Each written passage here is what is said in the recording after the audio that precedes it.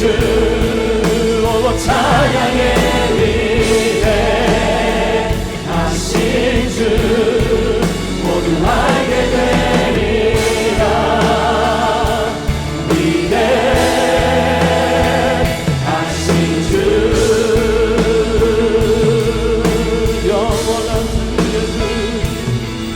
영원한 주의 주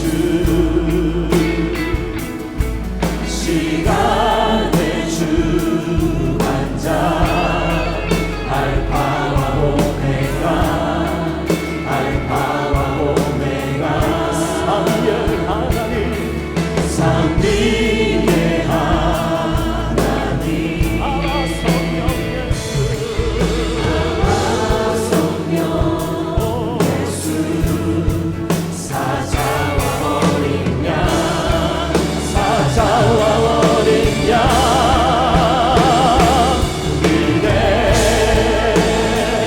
위대하신 주 오 찬양의 위대하신 주 모두 알게 되리라.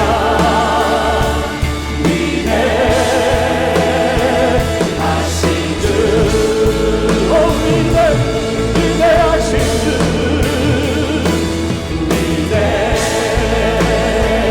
위대하신 주 모두 함께 찬양의 위대하신 주 모두 알게 되리라. 위대하신 주 모든 이름 위에 모든 이름 위에 뛰어나신 이름 다 찬양해. 위대하신 주 모든 이름 위에 모든 이름 위에 뛰어나신 이름 다 찬양해. 위대하신 주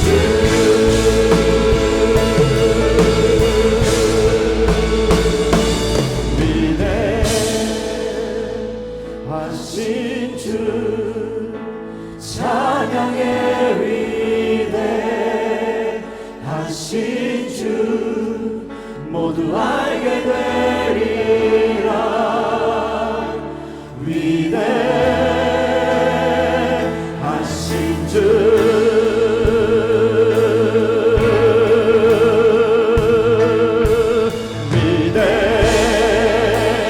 위대하신 주 찬양의 위대하신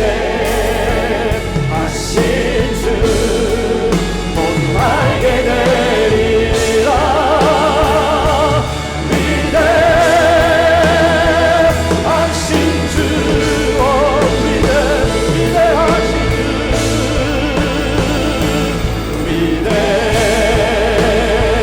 위대하신 주 찬양의 위대하신 주 모두 알게 되리라.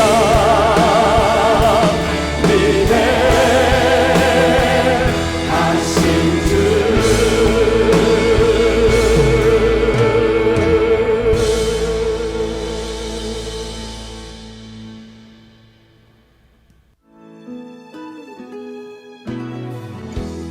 내게 말씀하신 곳 아버지의 마음 향하신 그곳에서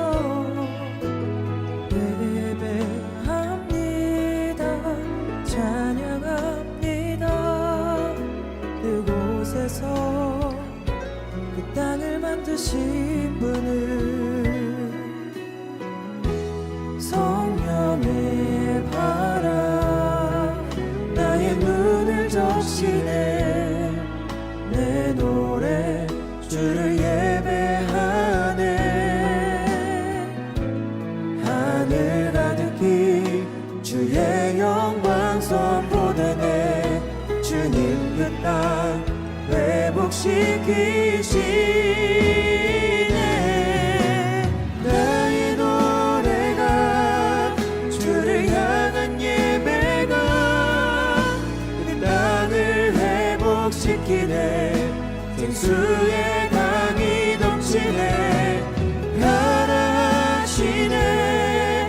주님 명하신 그곳 내겐 두려움 전혀 없네. 성령이 나를 인도하네. 하늘의 능력이 내 몸을 적시네. 주의 나라와 영광 나를 통해 일으키시네. 나의 노래가 주를 향한 예배가 그 땅을 회복시키네. 생수의 강이 넘치네. 가라 하시네. 주님 명하신 그곳 내겐 두려움 전혀 없네. 성령이 나를 인도하네. 나의 노래가 주를 향한 예배가 그 땅을 회복시키네. 생수의 강이 넘치네. 가라 하시네. 주님 명하신 그곳 내겐 두려움 전혀 없네. 성령이 나를 인도하네. 내겐 두려움 전혀 없네. 성령이 나를 인도하네.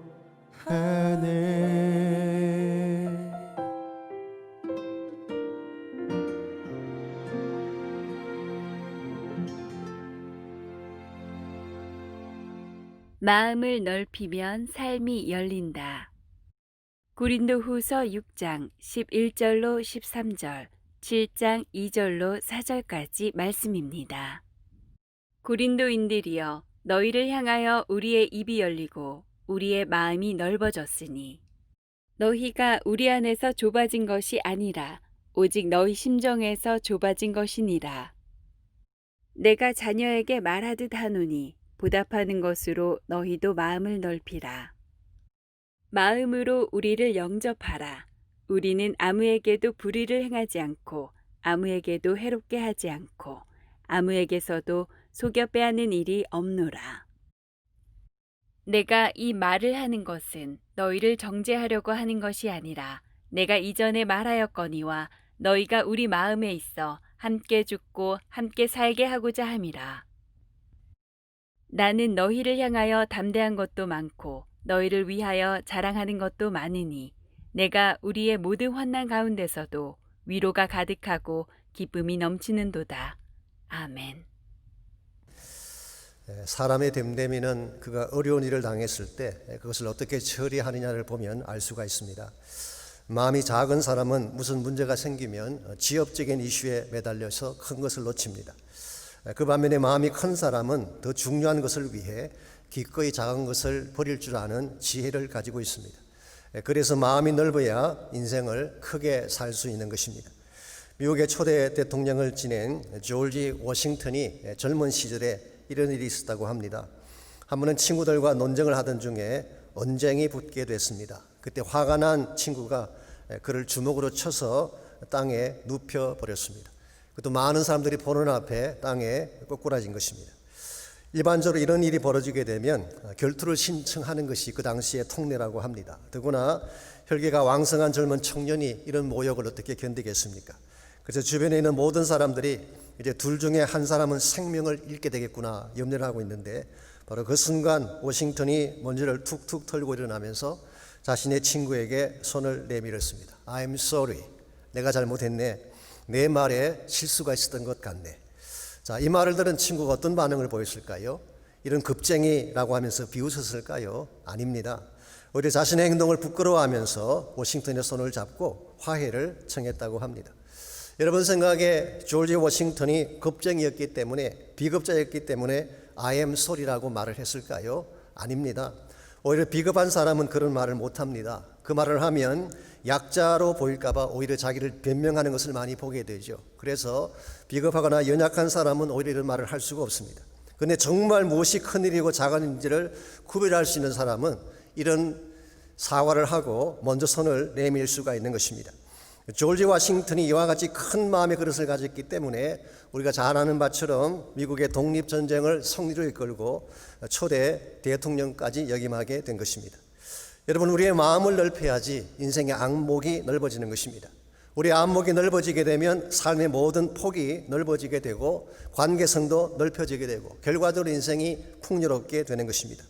그럼에도 불구하고 우리는 좁은 마음으로 살아갈 때가 참으로 많습니다. 생각도 좁게 하고 판단력이나 삶의 시각을 좁게 가질 때가 많습니다. 그래서 모든 것이 작게 보이고 답답하게 느껴질 때가 있는 것입니다. 그러나 만일 우리가 이 좁은 마음의 틀을 깨뜨리고 하나님의 시각으로 통넓게 인생을 바라보게 된다면 하나님께서 준비하시는 수많은 축복들과 아름다운 일들을 목격하고 그 길을 향해 나아갈 수가 있습니다. 우리 모두가 이미 알고 있는 바처럼 지금 우리가 살고 있는 현실은 답답합니다. 수그러질 줄 알았던 코로나 사태가 리설지하면서 삶의 모든 부분이 다시 셧다운 당하고 말았습니다. 학교도 수개월째 셧다운 당한 상태에 있고 사업장도 막히고 심지어 교회 모임마저도 제재를 받는 어려운 현실에 처하게 됐습니다. 그러나 이와 같이 우리의 현실이 셧다운 되었다고 해서 우리의 마음도 닫혀야 될까요? 아닙니다. 오히려 우리의 마음은 더 열려져야 되는 것입니다. 하나님을 향해 열린 마음을 가지고 나아가서 하나님께서 이와 같은 상황 속에서 무엇을 행하시나 이것을 목도하고 하나님의 길을 따라가야지 바른 그리스도인이 되는 것입니다. 이런 측면에서 환경은 막힐지라도 마음은 막히지 아니하는, 환경은 좁아질지라도 우리의 마음은 넓혀가며 살아가는 것, 이게 성경이 말하고 있는 크리스찬 삶의 원리라고 할 수가 있습니다. 여러분과 저는 예수님을 따르는 그리스도인이기 때문에 항상 넓은 마음을 가져야 되고 이것을 통해 수많은 사람들을 축복되게 만드는 역할을 해야 됩니다. 우리가 어떻게 하면 보다 더 넓은 마음을 갖고 많은 사람들에게 복을 나누어주는 이런 삶을 살아갈 수가 있을까요?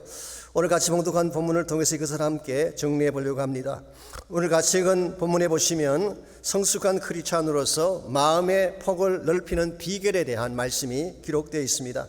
여러분 이미 아시는 것처럼 고린도 교회 성도들과 사도 바울의 사이는 그렇게 좋지 않았습니다. 둘 사이에는 막힌 담들이 많이 있었어요. 더 정확하게 설명드리자면 이것은 바울과 성도들 사이에 문제가 많아서 그렇다라기보다는 오히려 바울을 대적하는 사람들이 교회를 선동해서 일어난 문제들이었습니다. 교회라고 하는 것은요, 몇 사람이 약한 마음을 품고 선동하면 공동체 전체가 흔들릴 경우가 많습니다. 그래서 우리는 조심해야 되는 것입니다. 아마도 고린도 교회의 경우는 대적자들이 분열을 조성하고 거짓 가르침을 유포함으로써 교회 전체를 영적 혼란에 빠뜨린 것 같습니다. 이와 같이 영적인 혼란 가운데서 불필요한 오해 가운데서 벽을 가지고 살고 있는 그 성도들을 향해서 11절 말씀 보시면 바울이 무엇을 제안하고 있나요? 고린도인들이여 너희를 향하여 우리의 입이 열리고 우리의 마음이 넓어졌다고 했어요. 우리 입이 열렸다 이 말은 사실은 내가 허심탄회하게 말한다 그런 뜻입니다. 내가 솔직하게 허심탄회하게 말하는데 너희들을 향한 우리의 마음은 활짝 열려 있다. Our heart is wide open. 나의 마음의 문은 활짝 열려 있다. 사도 바울의 마음속에는 아무 장벽이 없다는 뜻이에요. 예전에도 열려 있었고 지금도 열려 있고 앞으로도 계속 열린 가운데 있다 그런 뜻이에요. 이와 같이 바울의 마음은 열려 있는데 무엇이 문제가 되어서 둘이 하나가 되지 못한 것일까요? 12절을 보시면 열린 마음에도 불구하고 그들 사이를 가로막았던 실제적인 문제가 11절에 소개되어 있습니다. 너희가 우리 안에서 좁아진 것이 아니라 오직 너희 심정에서 좁아진 것이다 그렇게 설명하고 있어요. 우리가 마음을 좁혀서 문제가 생긴 것이 아니라 너희들이 좁은 심정을 가지고 있기 때문이다. 좁아진 심정 때문이다. 그렇게 설명합니다. 이렇게 심정이라는 단어가 나오죠. 일반적으로는 마음 혹은 heart라고 번역할 수 있는 단어입니다. 그런데 킹 제임스 버전을 보면 좀 다르게 번역을 해놓았어요. bowels, 창자라고 그렇게 번역을 했습니다. 창자가 좁아졌다. 그렇게 번역을 한 것입니다. 이게 무슨 뜻일까요? 사실 헬라어 원어를 보게 되면요, 문자적으로는 킹 제임스 버전이 바르게 번역한 것입니다. 헬라 말로 스플라크나라는 이 단어는 내장이나 창자를 의미하는 것입니다. 그런데 고대 사회에서는 인간의 감정이 어디 있느냐? 이 내장에 있다고 믿었어요. 그래서 이모션이 정착되어 있는 것이 바로 창자나 내장인 것입니다. 그래서 창자가 아프다 그 말은 감정이 상한다 그런 뜻이에요. 창자가 뒤틀린다 그러면은 마음이 꼬였다 그런 뜻이 되는 것입니다.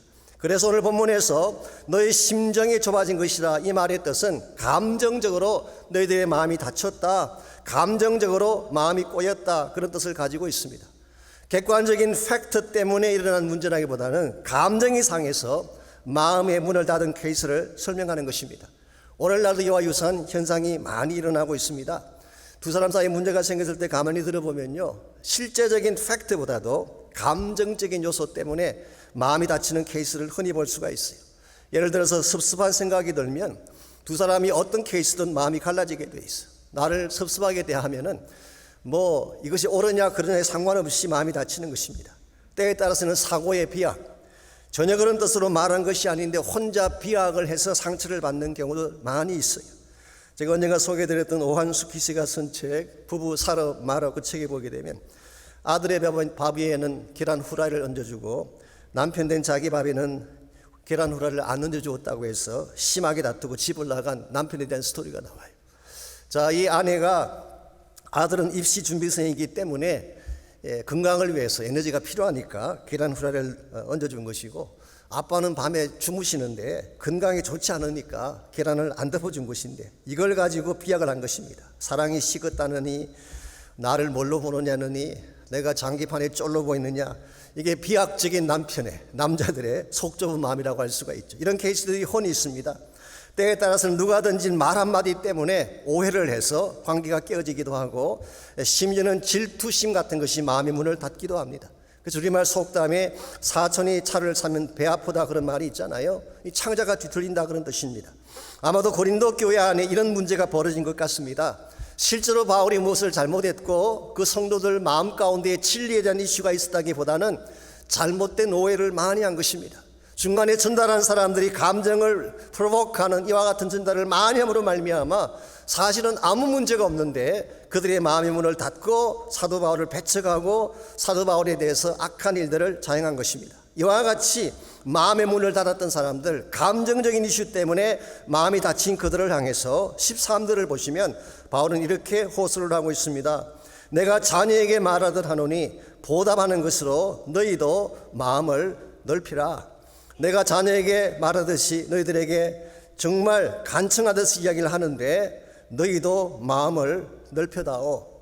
ESV 성경 보게 되면 In return, widen your hearts. 내 마음을 열었으니까 너희들도 똑같이 마음의 문을 넓혀다오. 우리는 여기서 한 가지 배울 중요한 교훈이 있습니다. 사도 바울이 먼저 마음의 문을 열고 다가섰다는 사실이에요. 사실 나이로 보나 경륜으로 보나 사도 바울이 훨씬 더 높은 위치에 있는 사람이었어요. 교회를 개척하고 세운 사람입니다. 그럼에도 불구하고 바울이 먼저 마음의 문을 열고 그들을 향해 다가간 것입니다. 자신을 배척한 그 사람들을 향해서, 자신을 내쫓았던 그 사람들을 향해서 오히려 바울은 나는 아직도 너희들을 사랑한다. 너희들을 위해 기도하고 있다. 너희들을 축복할 용의가 나에게 있다. 이러한 마음의 자세로 먼저 문을 열고 다가서는 바울의 모습에서 우리는 넓은 마음을 읽어볼 수가 있습니다. 큰 통의 아량을 읽어볼 수가 있습니다. 오늘 우리의 삶에도 이와 같은 것들이 필요합니다. 우리 마음이 넓어지게 되면, 아량을 갖게 되면 깨어진 관계를 얼마든지 축복으로 만들 수가 있는 것입니다. 그러나 실제로 우리 삶 가운데는 굉장히 반사적인 것들이 리액티브합니다. 누가 뭐라고 하면 참지를 못해요. 즉각적으로 보복하는 케이스도 있어요. 충동적인, 임펄시브한 이와 같은 감정적인 마음을 갖고 있기 때문에 이 사회가 갈라지고 우리 공동체가 깨어지는 것입니다. 오늘날 한국 사회가 갈라지고 다투는 이유가 대부분 이것 때문 아닙니까? 우리 그리스도인들은 이것을 좀 넘어서서 마음의 문을 넓혀야 됩니다. 여러분, 교회가 넓어지려면 마음이 먼저 넓어져야 되는 것입니다. 하나님 나라가 확장되기를 정말 원한다면 하나님의 백성된 우리의 마음이 넓혀져야 되는 것입니다. 그래서 오래전에 빌리 그레임이 이런 말을 한 적이 있습니다. 세상을 정말 변화시키기를 원한다면 너희들의 마음을 먼저 넓게 가지라, 이런 충고를 했었어요. 좁은 마음을 가지고 어떻게 세상을 변화시킬 수 있겠어요? 우리의 마음을 넓히고 포용적으로 많은 것들을 수용하며 사랑으로 그들을 덮을 수 있을 때에 사람들이 감동을 받고 하나님께로 나아오게 되는 것입니다. 이런 측면에서 마음을 넓힌다고 하는 것은 건강한 크리스찬 삶을 사는 데 있어서 대단히 중요한 과제가 아닐 수 없습니다. 오늘 우리의 마음은 어떠한지 모르겠어요. 정말 건강한 마음으로 사람들을 품고 살고 있는지, 아니면 편협된 마음으로 편견을 가지고 담을 샀고 관계를 깨뜨리며 살아가고 있는지, 우리가 정말 하나님이 기뻐하는 열매를 많이 맺기를 원한다면 우리의 마음을 넓혀야 돼요. 그래서 수많은 사람들이 우리와 더불어 함께 복을 받는 공동체를 만들고 세상을 만들어 가야 되는 것입니다. 우리가 어떻게 할 때에 마음을 넓힘으로 말미암아 모두가 함께 축복을 만들어가는 그런 역사를 이룰 수 있을지, 오늘 여러분 7장 2절에서 4절까지를 보게 되면 우리 넓은 마음을 통해 축복의 삶을 만드는 데 꼭 필요한 몇 가지 요소가 소개가 되어 있습니다. 첫 번째가 순전한 동기입니다. 이 마음이 순수해야지 사람들을 하나로 만들 수가 있고 결과적으로 축복된 열매를 만들어갈 수가 있는 것입니다. 7장 2절을 잠깐 보겠습니다. 제가 이렇게 6장 13절까지를 읽고 7장으로 넘어가니까 혹시 여러분 마음에 아니 왜 평소와 다르게 중간을 스킵하십니까? 그렇게 질문하는 분이 계실까 봐 미리 조금 설명을 드리자면요, 문맥상으로 이것이 맞기 때문에 그렇게 하는 것입니다. 사실은 성경 주석을 보게 되면 많은 성경 주석가들은 6장 14절에서 7장 1절까지를 나중에 누군가가 삽입한 것으로 설명하는 학자들이 많이 있습니다. 어떤 학자는 고린도전서 5장 9절에 나오는 이전 편지 previous letter의 일부분이 오늘 이 6장 14절에서 7장 1절이 아닌가 그렇게 추측하기도 합니다. previous letter는 아시죠? 고린도전서를 서기 전에 보냈던 편지, 거기에 보게 되면 음행하는 자와 사귀지 말라는 내용이 나와요. 그래서 아마 이와 같은 맥락이 같기 때문에 오늘 이 스킵한 이 부분을 previous letter의 한 부분이 아닌가 추측하기도 하지만 그 모든 것은 추측이지 확실한 것은 아닙니다. 저는 어떤 이론을 제시하든 간에 한 가지 분명한 것은 이 본문도 바울이 썼다는 사실이에요. 그래서 폴라인 어থ십에는 아무런 문제가 없습니다. 바울이 썼는데 다만 문맥상 본인이 스킵했다고 보는 것이 옳습니다. 6장 13절에서 7장 2절로 가는 것이 문맥적으로는 더 연결이 맞는 것 같은데요. 한번 읽어보시면 금방 알 수 있습니다. 제가 13절 마지막 부분을 봅니다. 너희도 마음을 넓히라, 그렇게 권면을 했죠. Open your heart. 그리고 7장 2절로 가보면은 마음으로 우리를 영접하라 그랬어요. 이 말도 사실은 마음을 넓히라는 말과 똑같은 말입니다. NIV 성경은 Make room for us in your heart. 너희들의 마음에 여백을 가지라, 그렇게 번역을 했고, New Living Translation은 아예 이렇게 번역했어. Please open your hearts. 제발 너희들의 마음을 넓혀다오. 그래서 13절과 7장 2절이 문맥상 가장 적합하게 연결이 되는 것입니다. 자, 그렇다면 사도 바울이 이와 같이 고린도 성도들을 향해서 마음의 문을 열고 자신을 억셉트 해달라고 말하는 근거가 무엇일까요? 7장 하반부를 보시면 그 근거를 읽어볼 수가 있습니다. 7장 2절 제가 읽습니다. 마음으로 우리를 영접하라. 우리는 아무에게도 불의를 행하지 않고 아무에게도 해롭게 하지 않고 아무에게서도 속여 빼앗은 일이 없노라 그랬어요. 바울의 관계성을 설명하면서 지금까지 누구에게도 불의한 일은 행하지 않았다. 아무도 해치는 그런 일을 한 적이 없다. 무엇보다도 아무도 속여서 빼앗은 일이 없다. 그렇게 설명합니다.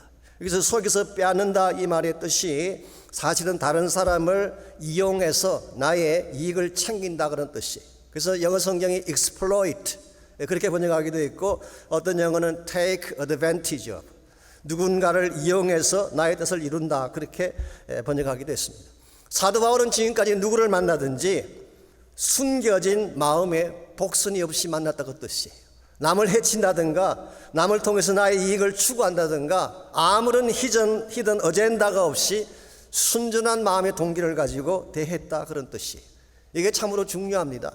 우리가 이 두 사람 관계성을 건강하게 만들어 가려면요, 이와 같이 마음이 복선이 없어야 돼요. 마음이 순전해야 돼요. 숨겨진 어젠다가 없어야지 서로 믿을 수가 있는 것입니다. 사실 살다 보면 오해를 할 때가 있습니다. 또 때에 따라서는 오버할 때도 있어요. 그런데 오해를 하고 오버했을지라도 마음의 동기가 순수한 것을 알면 금방 풀려요. 아, 저 사람이 나를 해치려고 한 게 아니라 어쩌다 보니까 이렇게 했구나. 그러면 금방 마음이 풀려지는 것입니다. 그런데 가장 친하게 보여져도 숨겨진 의도를 가지고 자신의 이익을 위해 다가온다든가 이것 때문에 관계를 만드는 케이스, 이것은 결국 건강하지도 못하고 오래 갈 수도 없습니다. 이해관계가 끊어지게 되면, 이용 가치가 없어지게 되면 가차 없이 버릴 수가 있기 때문에 그런 것입니다. 그러므로 우리 그리스도인들은 누구를 만나든지 무슨 일을 하든지 동기가 순수해야 돼요. 그래야지 관계성도 건강해지고 우리 스스로가 누리게 되는 축복도 아름다워지게 되는 것입니다. 오래전에 이솝이 쓴 우화 중에 염소와 당나귀라고 하는 재미있는 이야기가 있습니다. 이 당나귀와 염소는 한 집에 살면서 친하게 친구처럼 살았습니다. 그런데 이 밥 먹을 때가 되면 항상 이 염소의 마음이 상하는 것입니다. 왜냐하면 주인이 당나귀에게 먼저 좋은 음식을 주고 나중에 남은 찌꺼기를 염소에게 주었기 때문에, 그래서 항상 이 문제는 밥그릇에서 시작됩니다. 이해관계에서 시작되는 것입니다. 그래서 마음에 좀 상한 마음을 가진 이 염소가 어떻게 하면 당나귀를 좀 조정을 해서 주인으로부터 미움을 받게 할까 궁리를 하던 중에 하루는 당나귀에게 다가가서 이렇게 제안을 했습니다. 당나귀야, 너는 하루 종일 무거운 짐만 지고 죽도록 일만 하니까 딱해서 볼 수가 없구나. 친구로서 너를 사랑해서 하는 말인데 앞으로는 꾀병을 좀 부려서 쉬도록 해라, 그렇게 이야기를 했어요. 그리고 구체적으로 어떻게 하면 꾀병을 부려서 쉴 수 있는지 방법까지 알려주었어요. 이 말을 들은 당나귀가 염소가 시키는 대로 일부러 벽에 몸을 부딪혀서 몸을 퉁퉁 붓게 만든 후에 끙끙 앓아서 눕게 됐습니다. 이것을 본 주인이 의사를 불렀어요.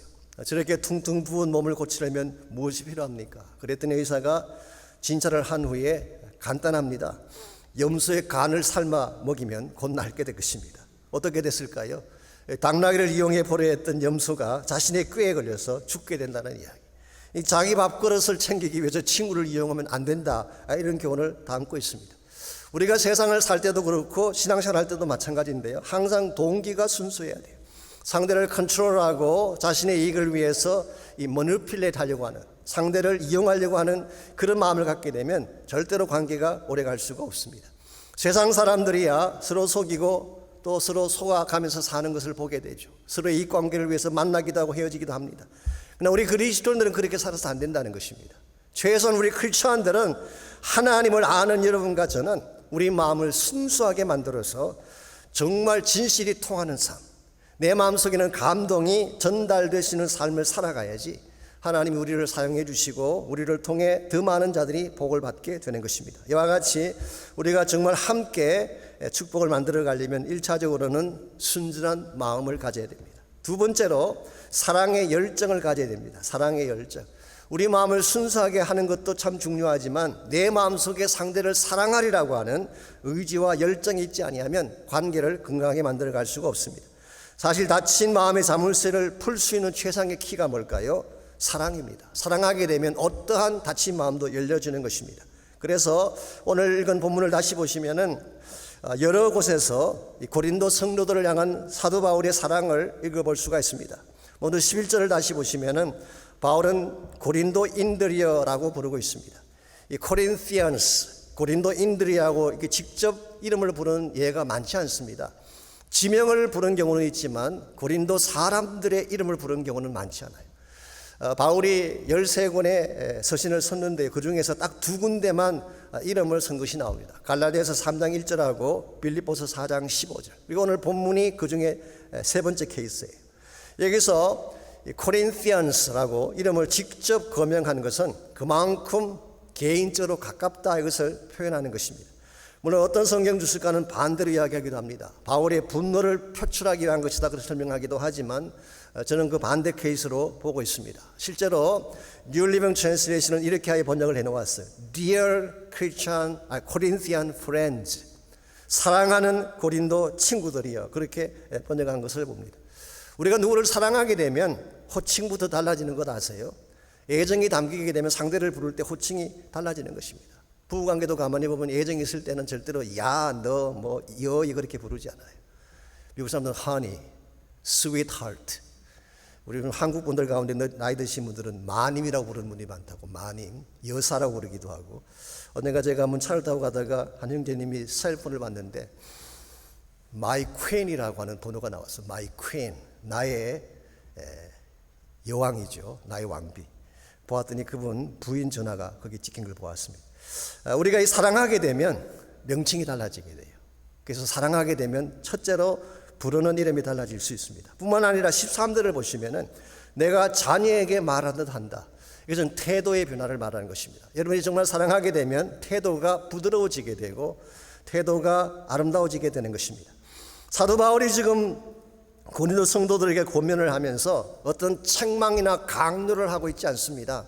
실제로는 얼마든지 강요할 수 있는 위치에 있지만 그렇게 말하지 않고 fatherly love, 아버지적 사랑으로 자녀를 대하듯이 그렇게 대하는 것을 볼 수가 있습니다. 왜냐하면 사랑하기 때문에 넓은 마음을 가지고 그런 좋은 태도를 가진 것입니다. 뿐만 아니라 7장 3절을 보시면은 사도 바울이 그들을 얼마나 깊이 사랑했는지 그 사랑의 의지를 7장 3절에서 읽어볼 수가 있습니다. 내가 이 말을 하는 것은 너희를 정죄하려고 하는 것이 아니라 내가 이전에 말하였거니와 너희가 우리 마음에 있어 함께 죽고 함께 살고자 함이라. 이거 대단한 말입니다. 너희가 내 안에 있다. You are in our heart. 요즘 젊은 사람들이 쓰는 용어 중에 그런 게 있잖아요. 내 안에 너 있다. 그 비슷한 말이에요. 얼마나 친밀하고 가까운 이런 표현을 쓰겠어요. 뿐만 아니라 함께 죽고 함께 사는 관계, 이 생사를 같이 하는 관계라는 거예요. 기꺼이 너희들을 위해 죽을 용의가 있고 너희들을 위해 희생할 용의가 있다고 하는 이 사랑을 이루기 위해서는 어떠한 것도 행할 각오가 있다고 하는 의지가 이 바울의 이 표현 속에 잘 나타나 있습니다. 여기까지 우리가 같이 묵상했는데요. 여기서 한 가지 질문이 등장합니다. 정말 고린도 성도들이 이와 같이 바울의 사랑을 받을 자격이 있는가라고 하는 질문이에요. 이미 제가 말씀드린 것처럼 고린도 교회는 사도 바울을 배척했던 교회였습니다. 사실 바울이 수많은 교회를 개척해 세웠지만 고린도 교회만큼 사랑한 교회는 없어요. 18개월 동안 함께 머물면서 밑바닥에서 시작해서 한 사람 한 사람을 전도하고 양육해서 섬겨서 만든 교회가 고린도 교회였습니다. 그러니 고린도 교회 성도가 얼마나 귀합니까? 이렇게 사랑하고 케어를 했는데 이 고린도 성도들이 바울을 배척하고 쫓아냈어요. 이와 같이 배은망덕한, 이와 같이 배신을 행했던 이 교회를 향해서 왜 사도 바울은 이런 사랑으로 다가서고 있는 것일까요? 가능한 설명은 하나밖에 없습니다. 이와 같은 종류의 사랑을 그가 경험했기 때문에 하나님이 그를 사랑하실 때에 이와 같은 모습으로 사랑하신 것을 경험했기 때문에 본인도 이 사랑을 그들에게 나타나게 된 것입니다. 마치 누가복음 15장에 나오는 아버지의 사랑을 연상케 하고 있어요. 이 탕자가 넉마를 걸치고 돌아왔을 때에 아버지가 제일 먼저 달려나가서 그의 목을 안아주었다고 성경은 기록합니다. 왜 아들의 목을 안아주었을까요? 물론 반가워서 그랬을 수도 있습니다. 그런데 어떤 성경학자는 이렇게 해석을 합니다.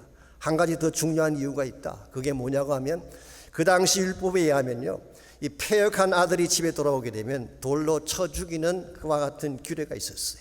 아버지는 이 사실을 알고 있었던 것입니다. 그래서 아들이 집에 돌아왔을 때에 누군가가 돌로 들어 치기 전에 본인이 먼저 가서 안아준 거예요. 다른 사람들은 right or wrong에 대한 것을 따지며 돌을 들어 치려고 했지만 아버지에게 그것은 아무 상관이 없었어요. 차라리 내가 돌에 맞겠다는 심정으로 아들을 감사하는 아버지의 사랑. 이게는 하늘 아버지의 우리를 향한 사랑이라고 할 수가 있습니다. 우리가 구원받은 이유가 여기에 있는 것입니다. 하루에도 수십 번씩 죄를 짓고 또 짓지만 그래도 하나님 우리를 품에 안아주세요. 본인이 채찍을 맞을지언정, 본인이 돌에 맞아 처형을 당할지언정 우리를 그냥 내버려 둘 수 없다 해서 품어주신 사랑이 바로 십자가를 통한 하나님 사랑이에요. 바울이 이걸 너무나 잘한 것입니다. 솔직하게 말씀드리자면 바울 자신이 지금 악하다고 말하는 고린도 성도보다 더 좋았어요? 그렇지 않습니다. 더 사악했어요. 이 고린도 성도들은 사람에 대해서 악한 짓을 했지만 바울은 하나님의 아들을 배척했어요. 우리를 사랑하기 위해 죽기까지 한 예수 그리스도를 배척하고 핍박했던 사도 바울, 이런 바울이 누구에게 용서를 구할 수가 있고 어떻게 사랑받을 자격이 되겠어요? 근데 하나님이 이와 같은 바울을 사랑해 주셨는데 바울은 이 사랑을 잊지 못한 것입니다. 나를 사랑하신 하나님의 사랑을 생각할 때마다, 그 사랑이 내 마음속에 용솟음 칠 때마다 누구든지 그는 마음을 열게 되고 다가서게 되고 그들을 안아준 것입니다. 오늘과 저에게 이 사랑의 열정이 필요합니다. 이것이 있으면 가정이 다시 회복될 수가 있어요. 깨어진 공동체가 하나가 될 수가 있습니다. 우리 세상 사람들이 사랑에 대한 이야기를 많이 하지만 사실은 계산적인 사랑이 얼마나 많습니까? 그런데 아무런 계산 없이, 히든 어젠다 없이 하나님이 나를 무조건 사랑한 것처럼 우리도 누군가를 사랑할 수 있게 된다면 우리 이 땅을 밝게 만들 수가 있고 깨어진 관계를 회복해서 하나님의 영광을 드러낼 수가 있는 것입니다. 이런 면에서 우리가 정말 예수 그리스도를 따르는 제자가 되었다고 한다면 1차적으로는 마음이 순전해야 돼요. 마음속에 히든 어젠다가 있으면 안 돼요. 두 번째는 주님이 우리를 사랑하심 같이 우리 마음속에 사랑의 열정이 있어야 됩니다. 세 번째로 필요한 것, 우리가 함께 축복을 만들어 가려면 상대를 세워주는 마음이 필요합니다. 즉 상대를 소중한 존재로 여기고 그를 세워주고자 하는 마음이 있을 때에 관계가 건강해지는 것입니다. 7장 4절을 봅니다. 나는 너희를 위하여, 너희를 향하여 담대한 것도 많고 너희를 위하여 자랑하는 것도 많으니 내가 우리의 모든 환난 가운데서도 위로가 가득하고 기쁨이 넘치는도다. 우리말 번역도 번역을 잘했습니다마는 NIV 성경을 보면 이렇게 번역이 되어 있습니다. 솔직히 말하건대 I've spoken to you with great frankness. 내가 솔직히 말하건대 너희가 너무 자랑스럽구나. I take great pride in you. 나는 너희들을 정말 자랑스럽게 생각한다. 그래서 내가 많은 고난을 당했지만 모든 고난 속에서도 너희 때문에 받은 위로와 기쁨이 끝이 없단다. I'm greatly encouraged. My joy knows no bound. 내가 너희들 때문에 얼마나 위로를 많이 받고 너희를 생각만 하면 기쁨이 끝없이 넘쳐나는지 알고 있느냐. 사실 이 표현은 상대를 굉장히 높게 평가한 것입니다. 사도 바울에게 있어서 고린도 성도들은 부담스럽거나 거추장스러운 존재가 아니었어요. 소중한 존재요, 없어서는 안 될 보석같이 귀한 존재인 것을 인정하고 있습니다. 여러분, 사람이라고 하는 것은요, 자기 가치를 인정해 줄 때에 마음을 열게 돼 있어요. 여러분이 누구를 대할 때에 그 사람을 소중히 여기고 존중히 여겨주게 되면 그들의 마음이 열려지게 됩니다. 그래서 우리 인생의 폭이 넓어지려면 상대를 리스펙트하고 존중해주는 마음을 가져야 돼요. 우리는 가끔 우리 주변의 사람들을 함부로 다룰 때가 있습니다. 특별히 자기 가족이나 배우자나 자녀들을 함부로 다루는 경우가 있죠. 이건 대단히 위험하고 잘못된 것입니다. 사실 그들만큼 우리를 사랑할 자가 어디 있겠어요. 우리가 가장 힘들 때에 내 편에 설 자는 가족들밖에 없어요. 심지어 우리가 세상을 떠날 때 끝까지 우리 곁을 지켜줄 사람들도 그들밖에 없어요. 그러면 여러분 한 분 한 분이 주변에 있는 사람들을 소중히 여겨야 돼요. 귀하게 여겨야 됩니다. 그래서 그들을 어떻게든 세워주는 삶을 살게 되면 여러분 자신도 복을 받게 되고 가정도 든든하게 세워지게 되는 것입니다. 몇 년 전에 한국 TV에서 내 남편을 찾아주십시오라는 넌픽션 프로가 있었습니다.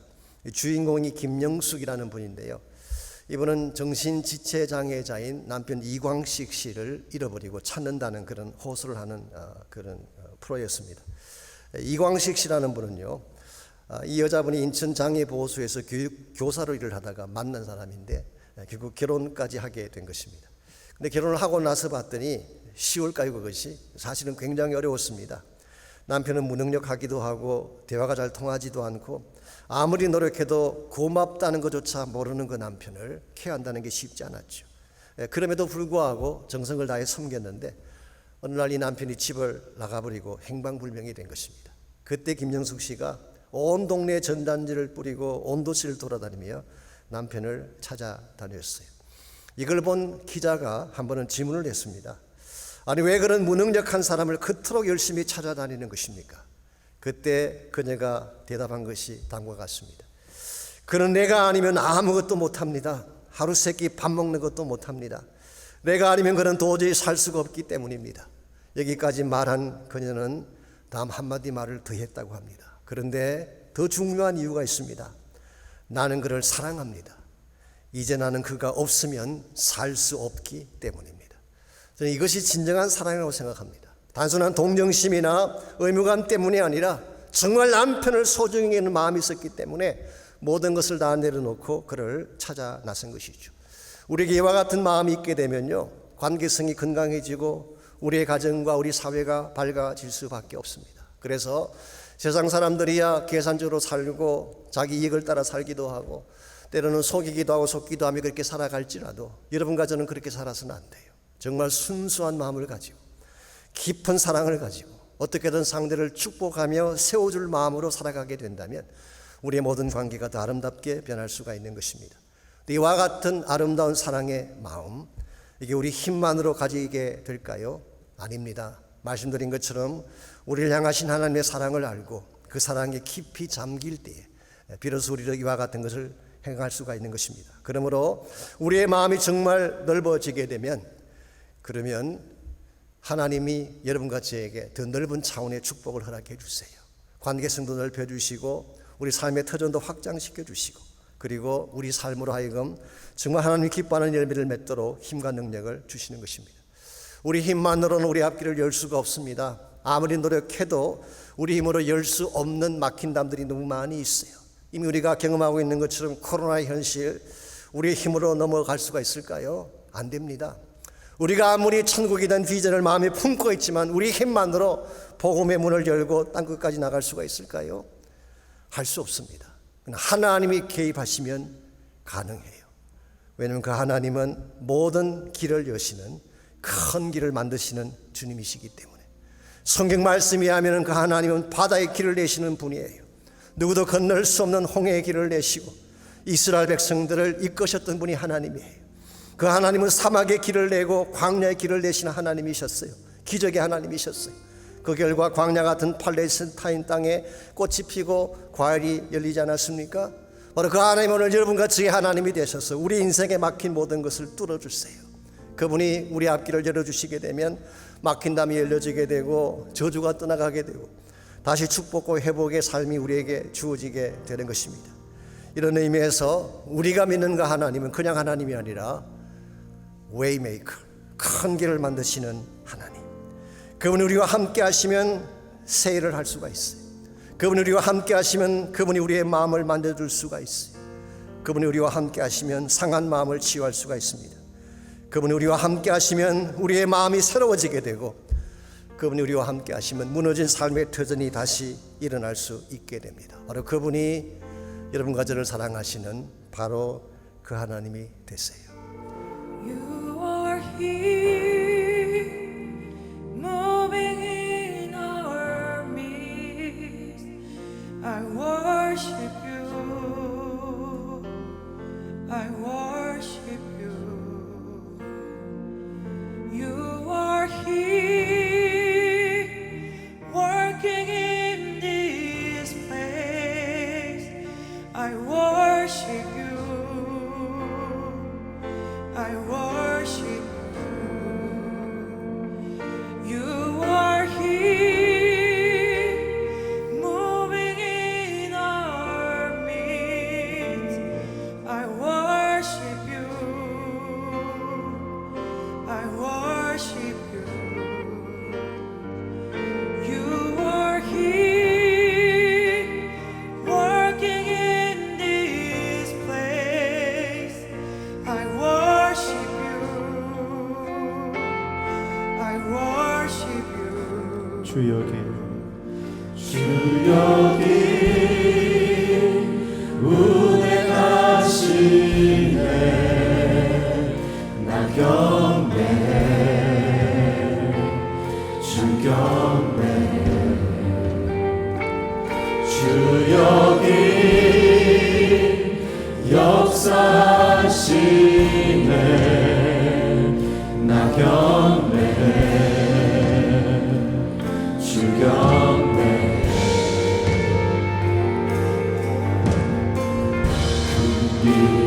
만드시는 주, 큰 기적 행하시는 주, 주는 나의 하나님. 약속을 지키시는 주, 어둠 속에 빛이 되시는 그는 나의 하나님. 우리 마음 만지시 주 나 경배해 주 경배해 우리 맘 치료하시네 나 경배해 주 경배해 우리 삶 변화시키네 우리 삶 변화시키네 나 경배해 주 경배해 우리 맘 고쳐주시네 나 경배해 주 경배해 큰 길을 만드시는 주 큰 기적을 행하시는 주 그는 나의 하나님 약속을 지키시는 주 어둠 속에 빛이 되시는 그는 나의 하나님 큰 길을 만드시는 주 큰 기적을 행하시는 주 그는 나의 하나님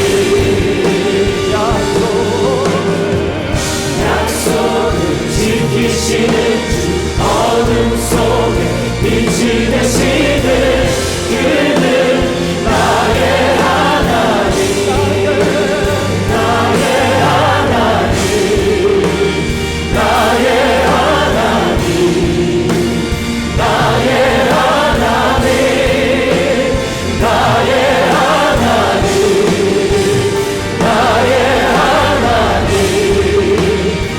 나의 하나님 나의 하나님 나의 하나님